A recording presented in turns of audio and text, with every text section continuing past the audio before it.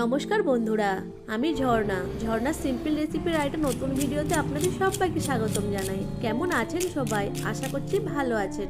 আজকে আমি পালং শাক দিয়ে মুচমুচে একটা পকোড়া রেসিপি শেয়ার করব। মুচমুচে এই পালং শাকের পকোড়াগুলো খেতে কিন্তু দুর্দান্ত হয়। এই পকোড়াগুলো গরম ভাতের সাথে, এছাড়া বিকেলে চায়ের সাথেও পরিবেশন করতে পারেন। চলুন তাহলে পকোড়াগুলো বানিয়ে নিই। মুচমুচে পালং শাকের পকোড়া বানানোর জন্য প্রথমে আমি কিছু পালং শাক নিয়ে পালং শাকগুলোকে টুকরো করে কেটে নিয়ে জল দিয়ে ভালো করে ধুয়ে জলটাকে ঝরিয়ে নিচ্ছি। পালং শাকগুলোকে মিহি করে কাটার দরকার নেই, এইরকম ছোট ছোট টুকরো করে কেটে নিলেই হবে। পালং শাক থেকে জলটাকে ভালো করে ঝরিয়ে নিয়েছি। এখন এই শাকটাকে একটা মিক্সিং বোলে নিয়ে নিচ্ছি। এখন শাকের মধ্যে দিয়ে দিচ্ছি দুটো মিডিয়াম সাইজের পেঁয়াজ কুচি, দিয়ে দিচ্ছি 1 চামচ গ্রেট করা আদা রসুন। আপনারা চাইলে এখানে আদা রসুন পেস্টও ব্যবহার করতে পারেন। দিয়ে দিচ্ছি দুটো কাঁচা লঙ্কা কুচি, ঝালটা আপনারা আপনাদের প্রয়োজন মতো দেবেন। দিয়ে দিচ্ছি কিছু ধনে পাতা কুচি, দিয়ে দিচ্ছি 1/2 চামচ গোটা জিরে, স্বাদ মতো লবণ,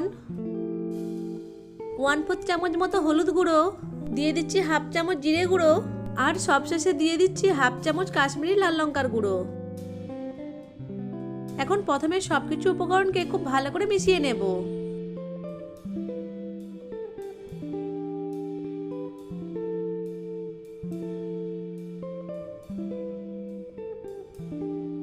সবকিছুকে ভালো করে মিশিয়ে নিয়েছি।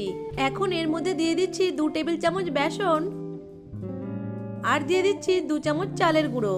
চালের গুঁড়োটা অবশ্যই করে দেওয়ার চেষ্টা করবেন, না হলে পকোড়াগুলো ক্রিস্পি তৈরি হবে না। এখন বেসন আর চালের গুঁড়োটাকে শাকের সাথে ভালো করে মিশিয়ে নিচ্ছি।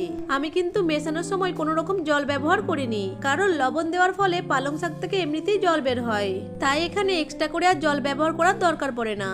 আমি এখানে শাকের পরিমাণ অনুযায়ী 2 টেবিল চামচ বেসন দিয়েছি। যদি শাকের পরিমাণটা বেশি হয় সেক্ষেত্রে বেসনের পরিমাণটাও বাড়িয়ে নিতে হবে। সবকিছুকে ভালো করে মিশিয়ে নিয়েছি, আর পকোড়া বানানোর জন্য মিশ্রণটা আমার একদম রেডি হয়ে গেছে।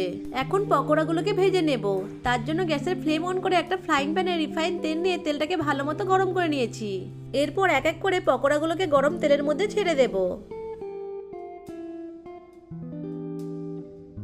এখন পকোড়াগুলোকে মিডিয়াম ফ্লেমে ভেজে নেব। হাই ফ্লেমে পকোড়াগুলোকে ভাজবেন না, তাহলে পকোড়াগুলোর উপর থেকে কালার চলে আসবে, ভেতরটা ভালোভাবে কুক হবে না।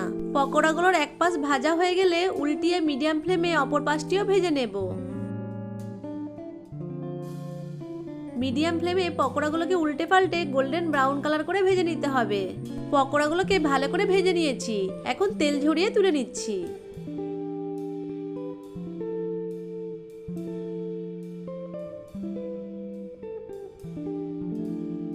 একইভাবে সব পকোড়াগুলোকে ভেজে নেব।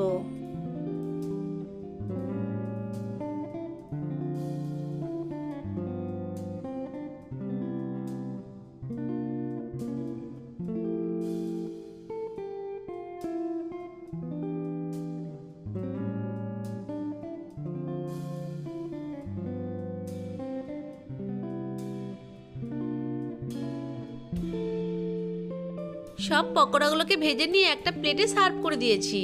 আমি এখানে প্লেটের মধ্যে কিছু টিস্যু পেপারের উপর পকোড়াগুলোকে সার্ভ করেছি, যাতে করে এক্সট্রা তেলটা সোক করে নেয়। এই পকোড়াগুলো গরম ভাতের সাথে খেতে ভীষণ ভালো লাগে। এছাড়া বিকেলে চায়ের সাথে স্ন্যাক্স হিসাবে খেতেও দুর্দান্ত লাগে। আর এই পকোড়াগুলো ভীষণ মুচমুচে হয়। কতটা মুচমুচে হয়েছে তা আওয়াজ শুনেই বুঝতে পারছেন। আর দেখুন পকোড়াগুলো ভেতর থেকেও খুব ভালোভাবে কুক হয়েছে। আশা করছি আজকের এই মুচমুচে পালং শাকের পকোড়া রেসিপিটা আপনাদের কাছে ভালো লেগেছে। ভালো লেগে থাকলে ভিডিওটাকে লাইক, কমেন্ট আর শেয়ার করে দেবেন। ভিডিওটা ইউটিউব থেকে দেখে থাকলে চ্যানেলটিকে সাবস্ক্রাইব করে পাশে থাকা বেল আইকনটিকে অন করে রাখবেন। আর ফেসবুক থেকে দেখে থাকলে পেজটিকে ফলো করে দিয়ে পাশেই থাকবেন। ভিডিওটা প্রথম থেকে শেষ পর্যন্ত দেখার জন্য আপনাদেরকে অসংখ্য ধন্যবাদ।